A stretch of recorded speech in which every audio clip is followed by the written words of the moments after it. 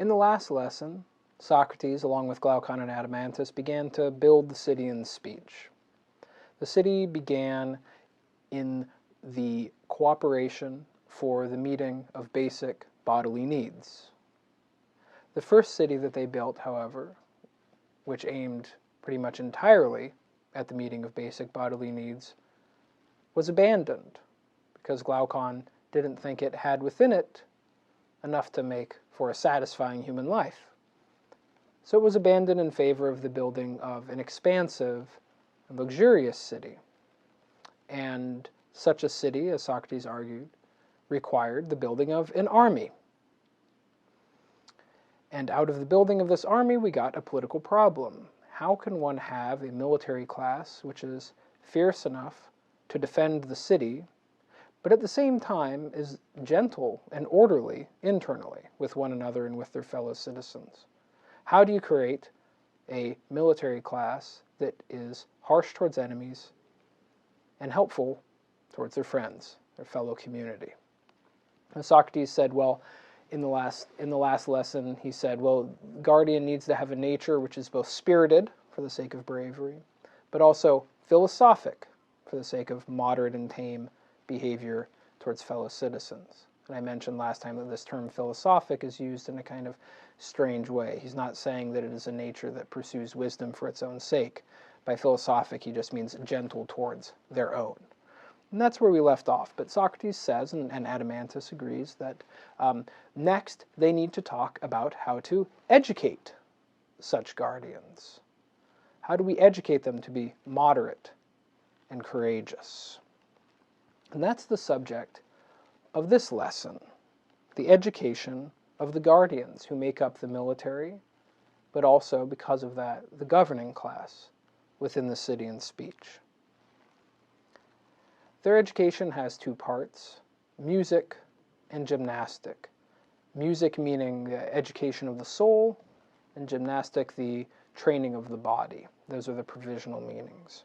The primary purpose of their education is the formation of their characters, and in particular, making them courageous and moderate. This is not a liberal education for its own sake. This is character formation to make them good citizens.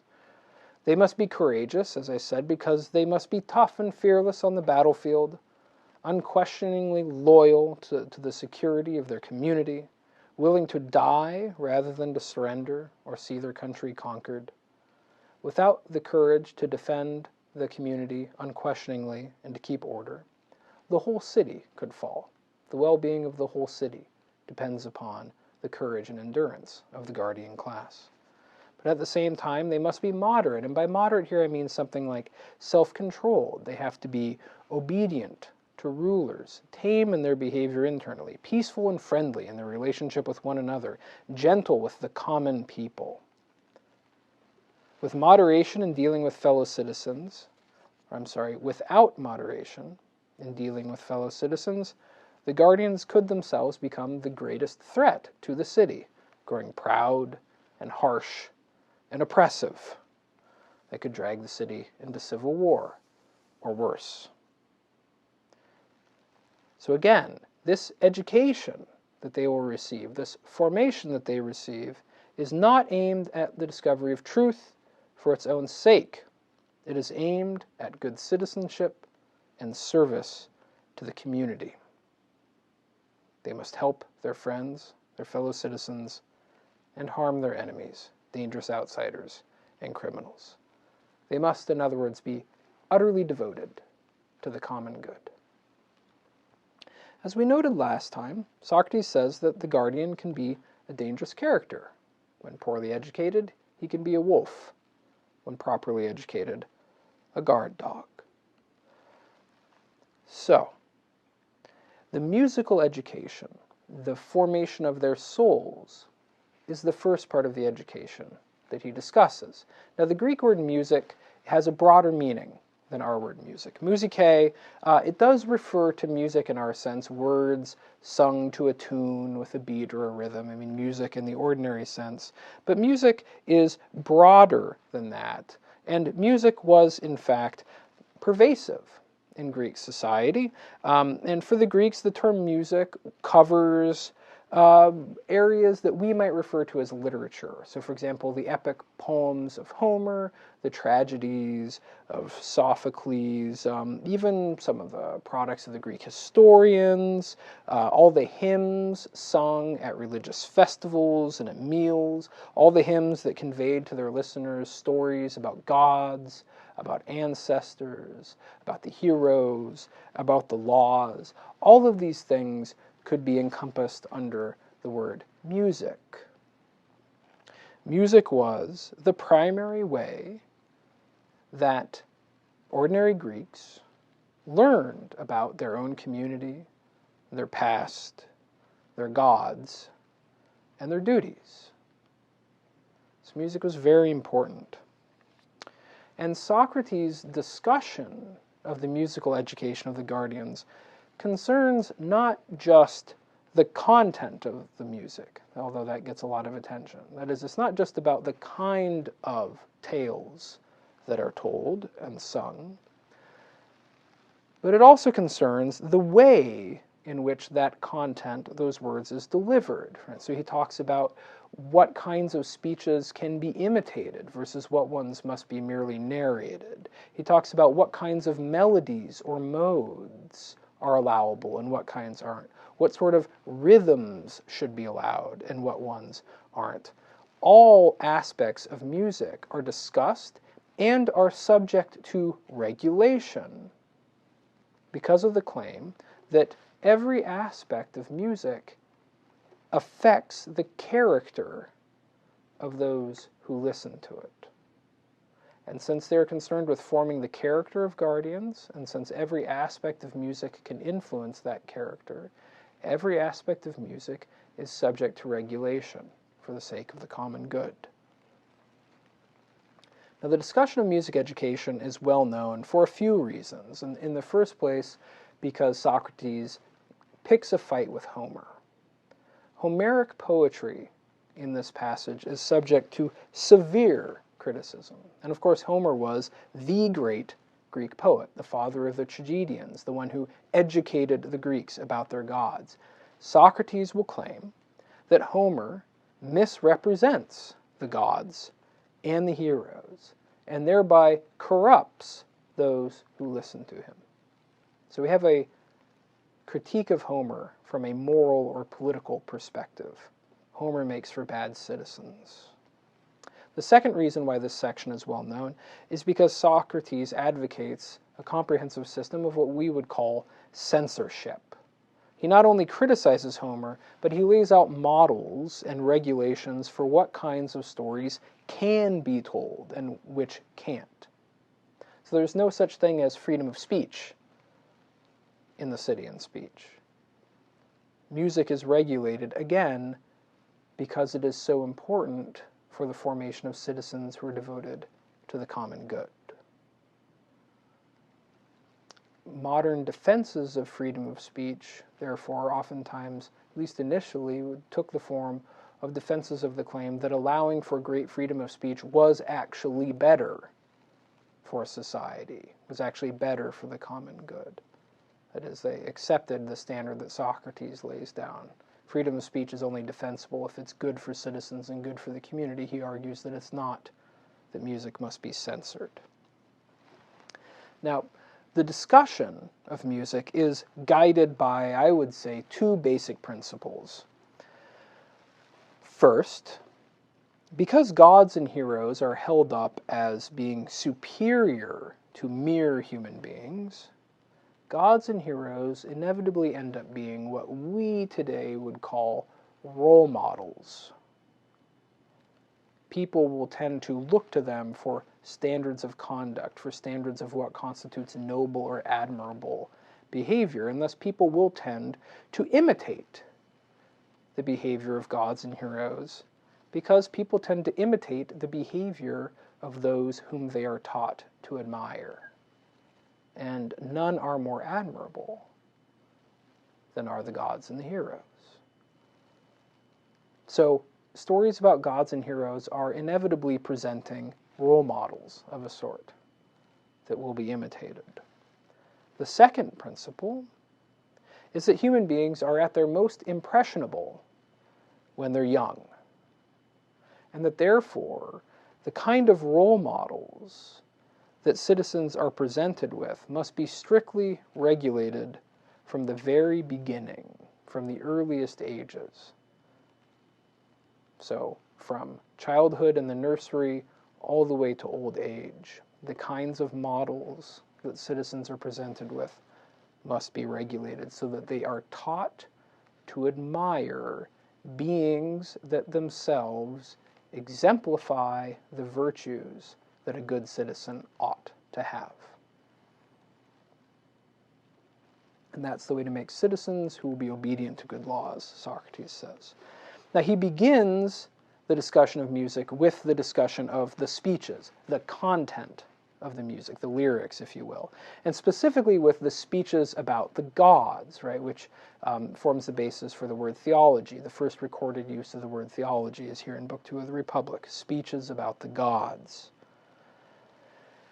And remember, speeches about the gods has already shown up as a problem in the Republic. Remember, Adeimantus had pointed out that traditional accounts of the gods and the teachings of various priests and poets suggest that gods do not reliably reward virtue or act virtuously, and do not reliably punish vice. And what's more, that it's possible for unjust people to use sacrifices and incantations to bribe the gods in order to evade punishment for unjust deeds.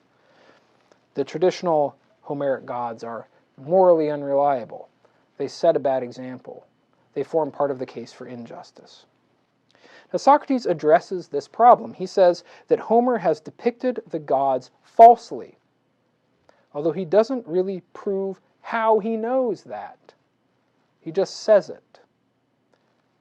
And he chastises Homer, saying he has falsely represented the gods.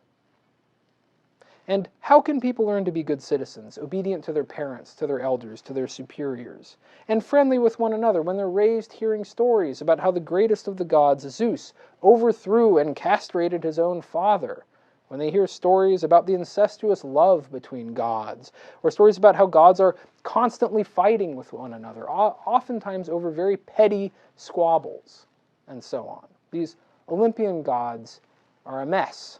They're fit for a soap opera. It won't do. Therefore, that must be swept away. And instead, all depictions of the gods in their city, a city where the laws will be honored, will follow two rules. First, the rule is, because the gods are good, citizens will be taught that gods cause only good things for human beings. The gods do not harm human beings or treat them arbitrarily, and all evils or misfortunes that human beings suffer cannot be said to come from the gods, because the gods are good. So the gods are responsible for all that is good for us, and for none of what is evil for us. And those are the kind of gods that they will be taught to believe in. And the second rule, alongside gods only doing good, be the claim that because gods are wholly good and enjoy the best possible existence, they never seek to change their own shape or to deceive human beings. Gods are simple and truthful and constant and good. Now, anyone who's read Homer can see already that most of the plots of both the Iliad and the Odyssey, as well as most Greek tragedies generally, have been utterly ruled out by these two rules about the gods, since Homeric and tragic stories are full of gods changing shape, deceiving people, causing misfortune, doing all sorts of deeds that human beings would be blamed to do. I mean, there's really not much left of the Iliad and the Odyssey and the Homeric tradition after this. In their city, the gods are wholly good, harming neither human beings nor themselves, not each other, and they are therefore unwaveringly good role models. Now, are these rules based on genuine knowledge of the gods? Is Socrates correcting Homer because Homer is wrong? He certainly says or suggests that a few times, but he never discloses where his knowledge, if it is knowledge, of the gods comes from. And this is important because remember, just earlier in Book 2, Adeimantus had said, if there are gods and they care about human beings, then everything we know about them comes from the poets and the laws, and the poets and the laws tell us that the gods are morally unreliable. So already earlier in the book, this challenge has been laid down. If the gods are other than what we have been taught, you must show us how you know it. But Socrates claims that they're other, but then doesn't show where this knowledge comes from. And Adeimantus doesn't challenge him. Now you might say, why? Why doesn't he challenge him? Well, I think the answer is because at this point Adeimantus is thinking more as a founder of a city. And he's thinking, well, what should people be taught in order to be made good citizens? And so he's quite willing to go along with these rules because to him at least it is quite clear that you will produce better citizens if they are taught these kinds of stories about the gods rather than the Homeric ones. And that means really the question of the truth of this theology is set aside, and the whole discussion is guided by political utility. It's not because guardians must be taught the truth, but rather because they must believe that human beings live under the power of perfect and just divinities that they are taught these things. They are taught these things because you shouldn't allow them to blame the gods for human misfortunes and human mistakes. The gods must be altogether admirable, and in this way no guardian would ever be able to use the bad behavior of a god as an excuse for engaging in the same behavior himself or for the lamenting of the misfortunes that he suffers.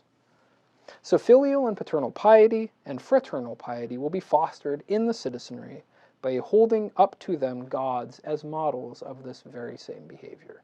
And that means the Homeric tradition is out the window. The next topic Socrates turns to is the topic of the afterlife. In the Homeric tradition, the afterlife is depicted as pretty much grim and horrible for almost everyone involved. Hades is a mindless, dark place where few, if anyone, retains anything admirable in their lives. It's a place of darkness. And Socrates says, this will never do. How can we produce brave warriors if they believe that death is terrible? How can we produce brave warriors if they believe that this life is all there is and after they're dead, everything's terrible? How can you do that? Our guardians, rather, must believe that the most terrible thing is not their personal individual death, but rather the defeat and enslavement of their community. That is the most terrible thing. They must value the well-being of their community ahead of their own lives. Otherwise, they might be tempted not to fight for their community and instead to choose lives for themselves. They might become cowardly or selfish on the battlefield. So the guardians must not be told that death and the afterlife are terrible things. They must be taught to believe that good and virtuous people have nothing to fear from death, from their own personal deaths. And in this way, they will not lament the deaths of their loved ones or comrades, and they will not fear their own deaths. What they will fear is the defeat of their community, and they will do everything up to and including sacrificing their own lives to preserve their community. Above all, these warriors must not be given over to lamenting the dead, to crying and wailing when misfortune befalls themselves or their loved ones. So no stories must be told about gods or heroes lamenting death or wailing and gnashing their teeth. Right? Because Socrates says, if somebody sees Zeus going to pieces, crying and wailing because of the death of a loved one, then surely they'll believe that it's okay for a mere human being to do the same. If it's not below Zeus to lament death, it's surely not below a human being to do the same. But if they thought that, they would become overly attached to their own lives and to their own goods and might be tempted to put those things ahead of the welfare of their community. And that would compromise their quality as guardians. So it's not allowed. But again, this principle seems to be dictated not by truth. Socrates doesn't say, I went down to the underworld and found out it was great, so we can tell these stories. It's dictated by utility. The city will have braver warriors, willing to risk all for the common good, if they believe that death is nothing terrible. So the stories about the gods are meant to make the guardians obedient and respectful to their elders, friendly with one another, and the stories about the afterlife are meant to make them brave. So those are the discussion of the speeches about the gods and the afterlife. Socrates then moves on to the speeches about the heroes. Heroes were kind of semi-divine beings, like Achilles, who might have one mortal parent and one immortal parent. They populate the Homeric epics and a lot of the tragedies. And Socrates says, okay, well, what should be said about them? And at this point, he goes through a number of characteristics that he says they must be shown to exemplify, and a number of vices that they must never be permitted to exhibit. So in other words, again, the heroes are discussed as role models. right? So, no vicious heroes. For example, heroes won't be depicted as buffoons, and they especially cannot be depicted as lacking self-control. Heroes must be presented as moderate and self-controlled when it comes to their bodily passions, right? They're not drunken or gluttonous, overcome by lust. They can't be depicted committing crimes or rapes or other kinds of hubristic outrages. They must not be shown to be insulting and insubordinate towards their commanders. So in other words, heroes can't be depicted the way most Homeric heroes are depicted. Homeric heroes do all of those things, especially Achilles. Now, for convenience sake, this set of virtues of sort of self-control, moderation, obedience, all these things, I group under the general heading moderation, because Socrates does the same thing, self-control. So the heroes will be presented as exhibiting moderation, and of course bravery. And so on the whole, the gods and heroes, the role models in this city, depicted in its official poetry, will be models of courage, moderation, and the various virtues of a good and pious citizen. Not necessarily because those are the truest speeches, but because those are the speeches most likely to form good citizens. Socrates discusses many other aspects of music as well, although I'm not going to go into a lot of detail about it.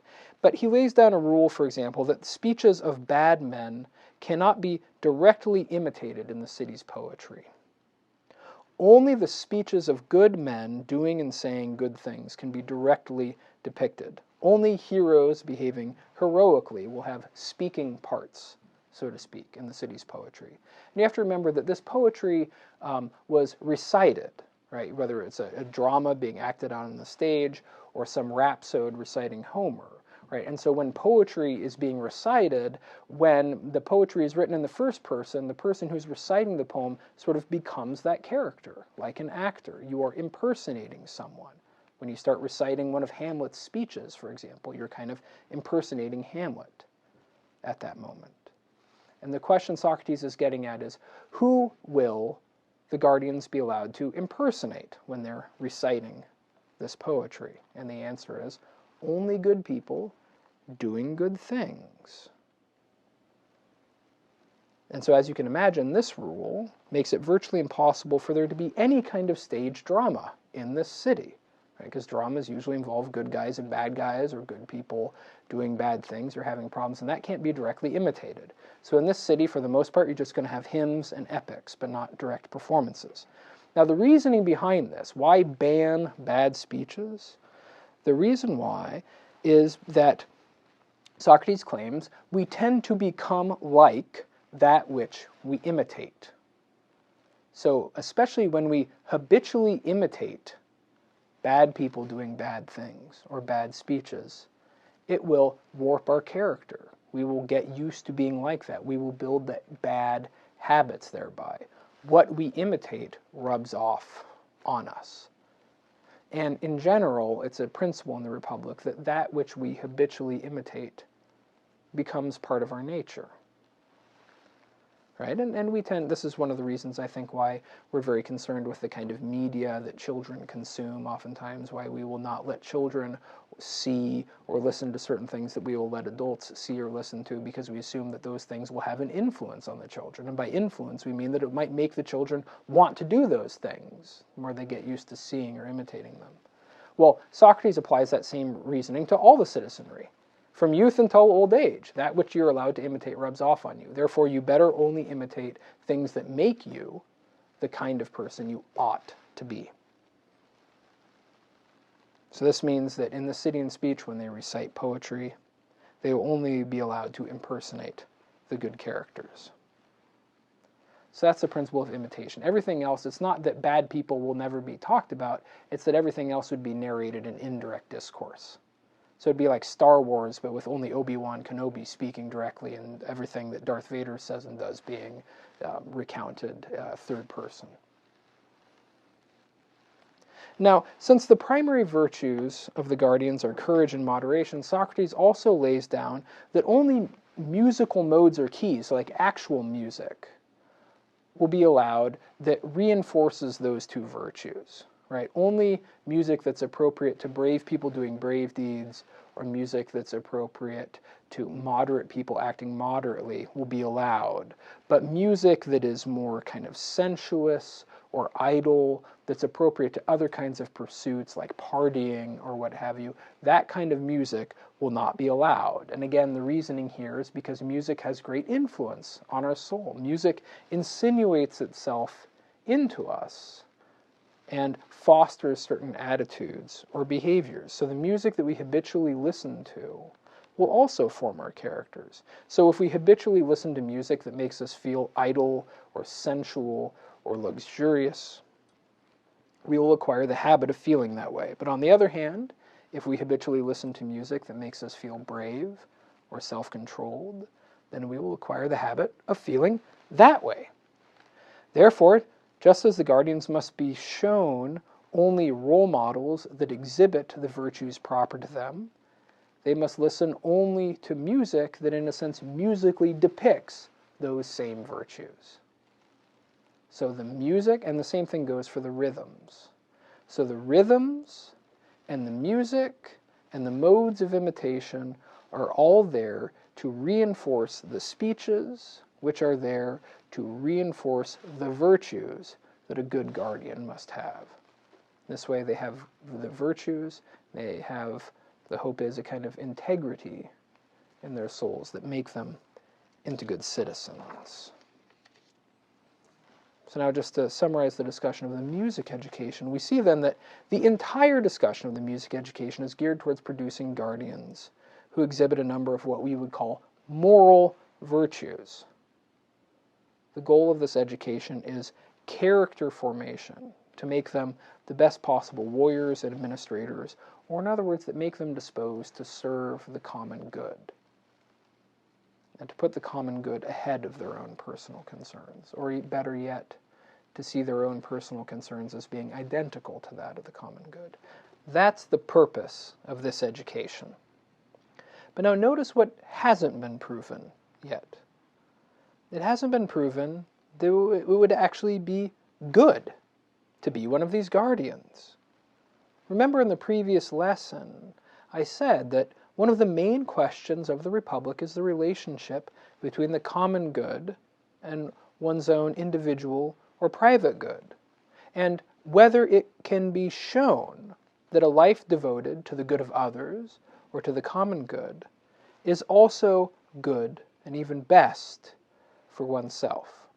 It's clear that the life of the guardians, the education of the guardians, is meant to make them believe that it is best for them to serve the common good. But we don't know whether that's true. It's clear why it would be useful for a guardian to believe something like that, but just because it's useful doesn't make it true. So Socrates has now started making guardians devoted to the common good and given them a number of virtues to that end. We don't yet know, though, whether these guardians are happy. So far, their virtue is entirely in the service to the city.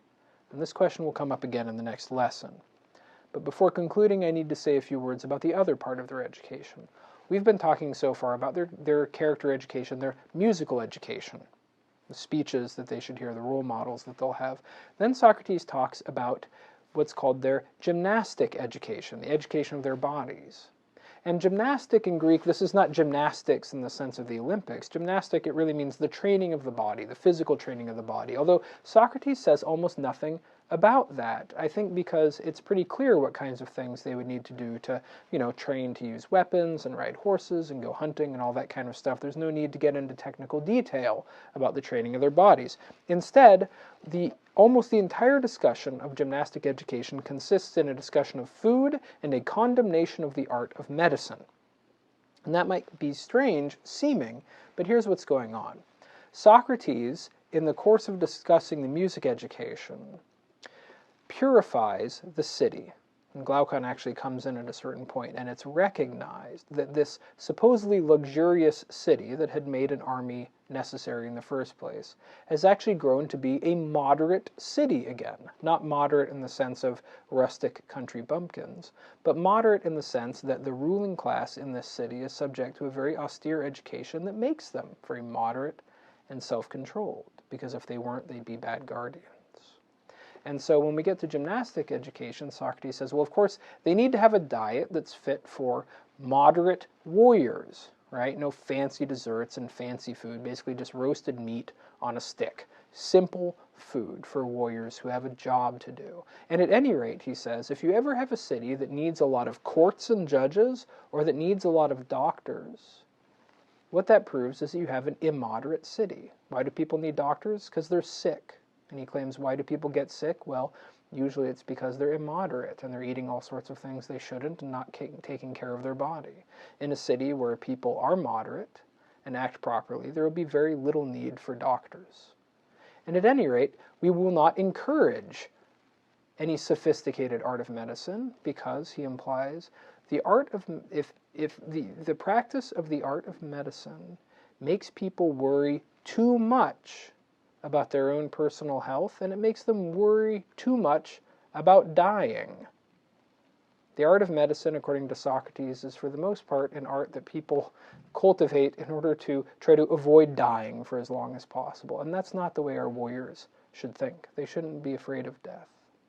And what's more, Socrates says, in any city under good laws, every citizen will have some job to do for the city. And nobody should be allowed to sit around being idle. And so, when people get sick, maybe they'll be given some simple treatments or simple cures. And if those don't work, then either the people will die or they'll get better on their own. But there won't be any sophisticated art of medicine that allows people to convalesce or be convalescents for long periods of time. You either die or get better and get back to work. And that seems very austere and maybe even almost heartless to us, but it's based on the principle that in this city, everybody has a job to do for the whole. Nobody's allowed to be idle, even if it's because they're sick. And of course, even specifically with the warriors, there should not be excessive concern for bodily well-being. Their concern should be with service to the city, and they should be willing to die for that service. So there would be just a very simple art of medicine. So really the discussion of gymnastic education is really a discussion of the care of the body, and the main point of it is that the care of the body should be subordinate to the cultivation of virtue and service to the city. Medicine is not oriented towards an individual's desire to avoid death. Medicine is geared towards fixing those who can be fixed so they can get back to work and letting the rest die, in effect. As I said, it's not the way we practice things today. And even Glaucon notes that it's very austere. He says this is in effect, a very political medicine, Socrates. And it is. And then Socrates ends the discussion of gymnastic by unveiling what he calls the true purpose of gymnastic. Initially, he'd said music exists to educate the soul, gymnastic exists to educate the body. But Socrates says, in fact, gymnastic also exists for the training of the soul. And here's what he means. He says, people who love music, but never exercise their bodies or do anything vigorous, usually end up being, we would say nowadays, kind of wimpy. Whereas people who spend all their time exercising and playing sports and other vigorous physical activity, but never listen to music and don't care about thinking and don't care about poetry, those kind of people end up being kind of barbarians and unreasonable and harsh. Now, our guardians in this city, they must be open to music, but they must also be tough. So they need a proper balance of a musical education and gymnastic education. The music will open their souls to virtue and to service and make them open to reason and be willing to deal with one another peacefully and listen to persuasion. Remember the problem at the beginning of the book with Polemachus? How can you persuade us if we won't listen? These guardians will be warriors who are willing to listen to those that they believe are wise. So the music opens them up to reason and virtue. The gymnastic keeps them tough and spirited. So it's a harmonizing of toughness, of courage, and moderation. So the gymnastic and the music balance one another out to produce a guardian that is a mixture of courage and moderation. And that's the discussion of the education.